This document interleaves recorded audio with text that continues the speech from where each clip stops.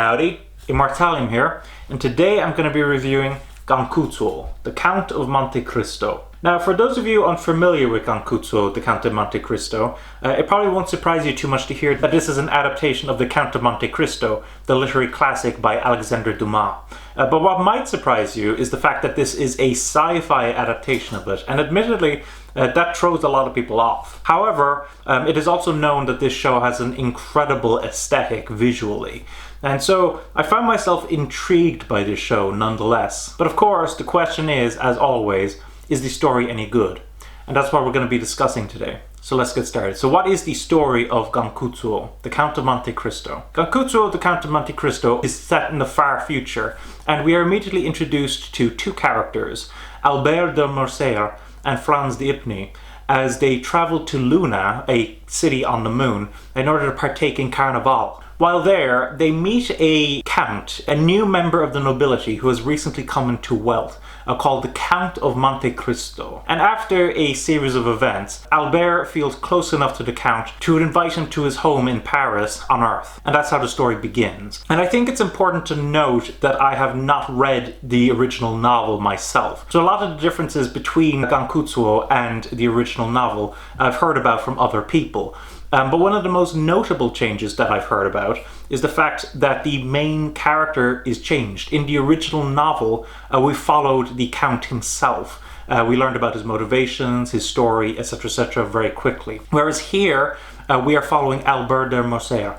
And because we're following Albert, there is a great sense of mystery to the Count, a great bit of intrigue, as we're wondering to ourselves, why is he doing this? What are his plans? What are his motivations, etc., And unfortunately, I myself already knew about the Count's background because of various parodies that I've seen to do with the Count of Monte Cristo. But nonetheless, the way that they drip feed us information about the Count's background throughout the story is absolutely superb. And speaking of that, the pacing in the story is brilliant. As we come to learn more about these characters, we come to learn more about the struggles that they face, whether it's to do with the nobility, whether it's to do with responsibility, whether it's to do with obligations, etc. So from a storytelling perspective, I was overjoyed with this story. However, I do have two mild criticisms of the story itself. Within the story, there's quite a few romances, and there's a couple of them that start out relatively slowly, and then all of a sudden, they're like an incredibly important part of the story. And to me, I was slightly jarred by some of these romances. But ultimately, the way that they contributed to the story was excellent. It was just that at the time, I was a bit jarred by it.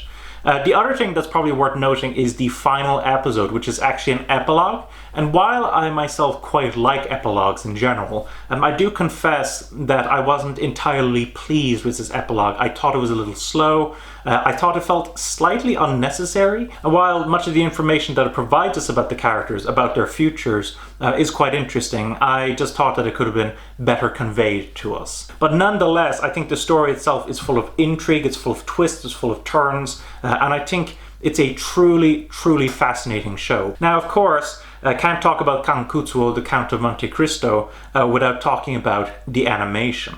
Now, the animation here was done by Studio Gonzo, who are known for a variety of other works, such as Last Exile, Romeo x Juliet, Afro Samurai, etc. And they've always had quite an interesting aesthetic, but here, the aesthetic is absolutely out of this world. Some people call the artwork in this series psychedelic, and while I wouldn't go quite as far as that, a lot of the character designs themselves are relatively simple. It's the way that the colors and patterns work within this series that truly makes it a sumptuous feast for the eyes. It's an incredibly pleasant series to look at visually. And with regards to the animation itself, it's very clear that there was a lot of effort put in here. A lot of very important moments, such as the Count's entrance, are handled with great fluidity, with very careful management of frame rate. And the movement of the characters themselves are quite crisp and clean. So it's very visually pleasant. This is an absolutely sumptuous looking series, and I would probably argue out of all of the Gonzo series that I've seen, I would probably say that this is the series that I like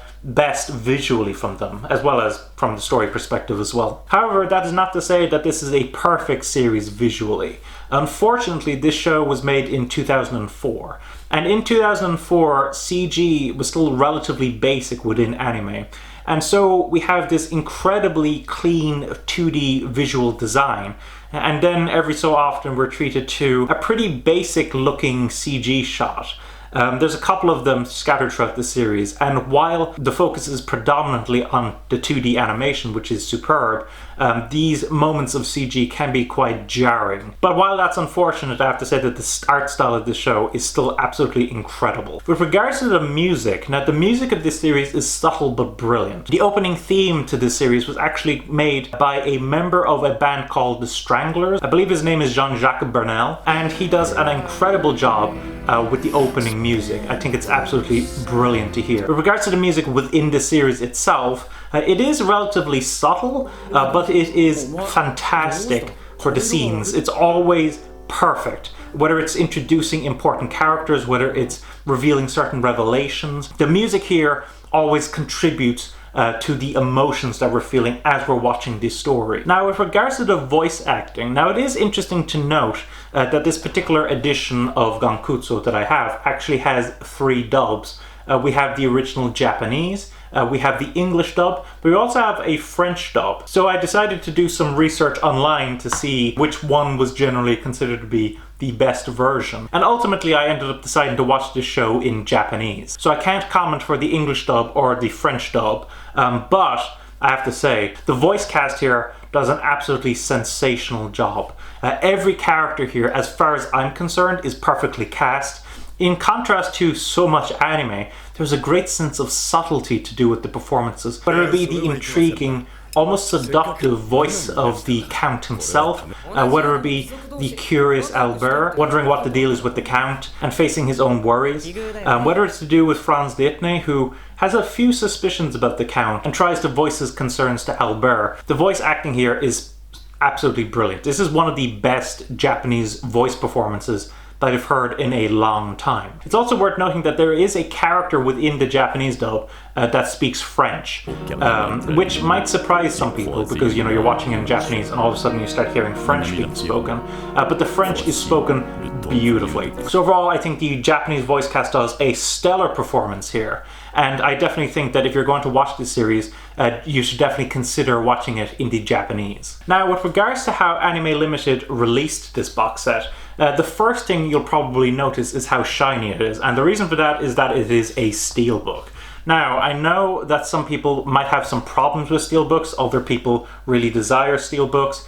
I myself, for the most part, am a little indifferent on steelbooks. Admittedly, I do appreciate how the artwork works here on the steelbook. I think it does look a lot prettier than on a standard plastic box. But on the other hand, I do admit that because I don't have that many steelbooks, and certainly not within my anime collection, it does stand out a little bit as a sore thumb. So in the end, the steelbook release is alright. It's not something that I feel super excited for, but I'm not disappointed by it either. Unfortunately, there are practically no extras for this show, which I think is a shame, given how visually pleasing it is, as well as what an unusual premise it has within the world of anime. I would have loved to have seen some interviews and behind the scenes on the making of this show, how this show was planned, etc, etc. But as I said before, I do think it's quite nice that they included the French dub in this box set as well. The only other extra that is worth mentioning is this little booklet that comes with it. It's a little bit of an art booklet,